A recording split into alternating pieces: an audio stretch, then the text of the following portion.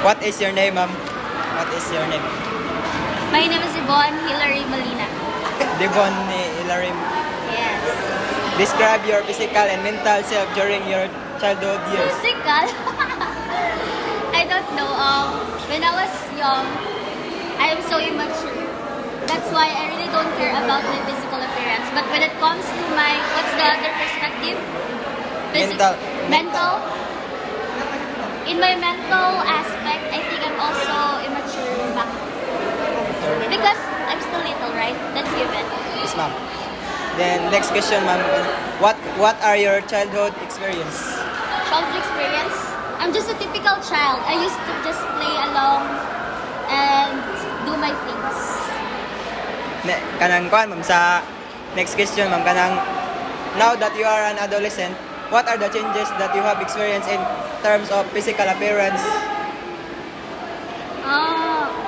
When I became adolescent, of course, I became conscious within myself as well.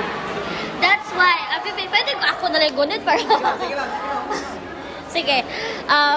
When I turned adolescent, I became so conscious of myself. No, I tend to fix myself up, doll myself up, so that I'll be presentable to the crowd. Next, ma'am, kay mentality, ma'am. Sige, dool. Kuan, sa changes that you have experienced in terms of mentality, ma'am, or intellectual capacity. Okay. So, when I turned adult, I think I became matured enough to know what is the right thing to do. And since I'm pursuing to be an educator, I think I really need to adapt to different changes. That's why I became so matured. Yeah, ang kuan, ma'am, next, ma'am, sa behaviors, ma'am. What are the changes that you have experienced in terms of your behavior since you are adolescent? Behavior.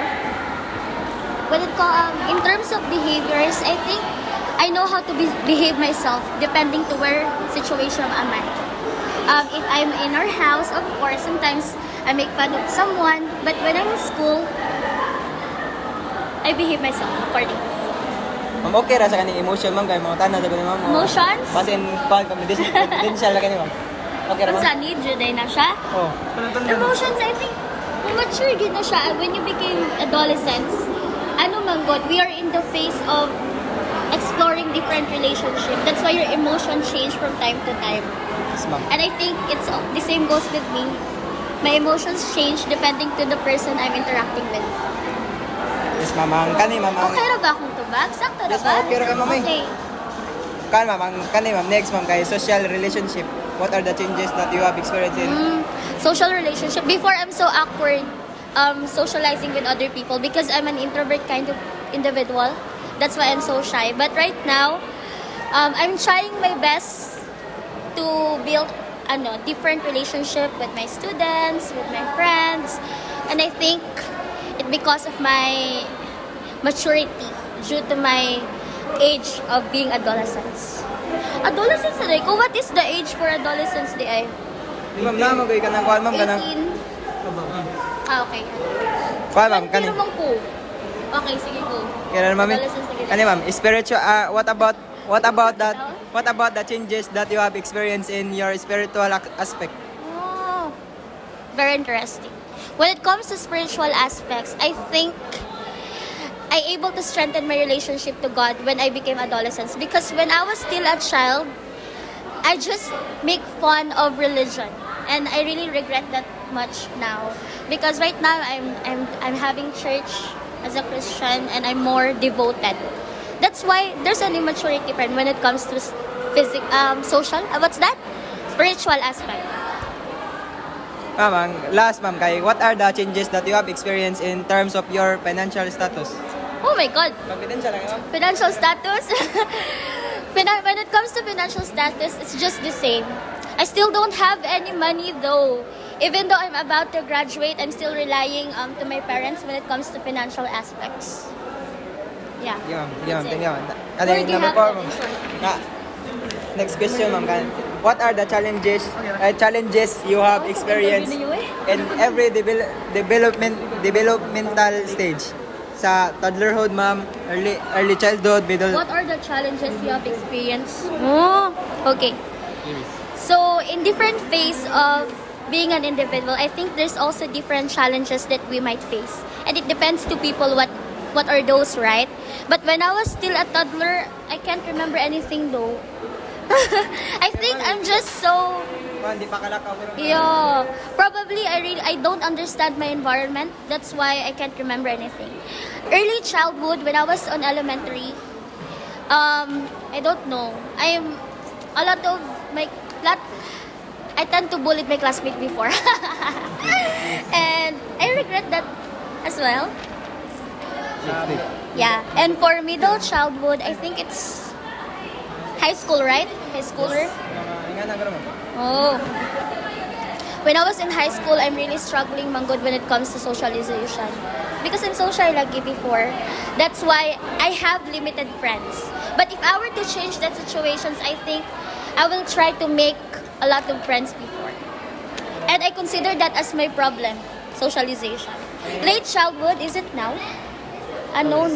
Senior high? Senior high?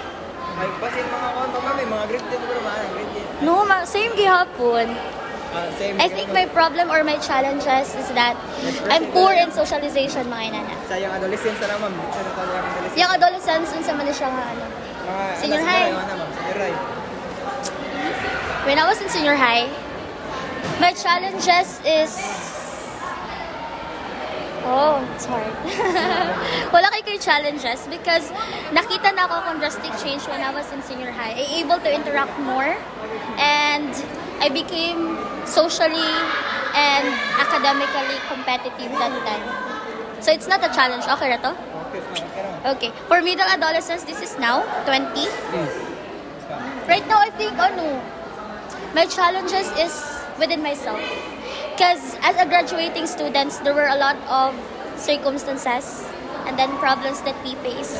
But it's a matter of perseverance. So if I stop within myself, then it's my loss. So I think if I battle or I persevere through myself, then that's it. 5 pa ta? Yes, ma'am.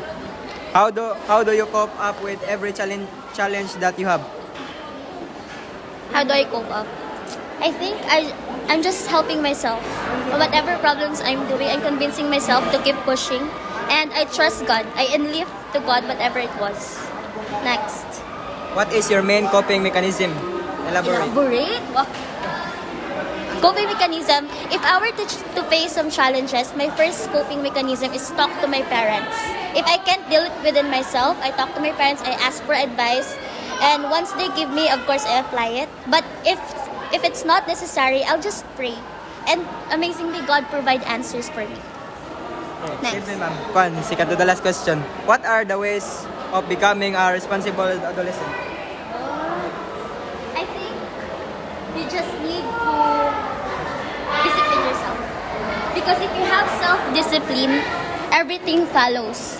If you are a disciplined student, a college student, you will pass all of your subjects. But if you are not, then you will fail. That's very basic. Okay, next. Last question, ma'am. How do you stay mentally healthy? Mentally healthy.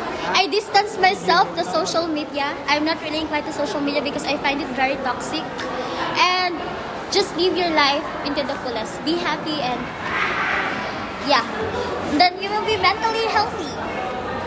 Satisfied ba mo sa akong answer? Yes, ma'am. Thank you, Nanay ma'am. bayad 100. Adili di ay. Thank you, ma'am. One Yes, ma'am. Thank you, ma'am.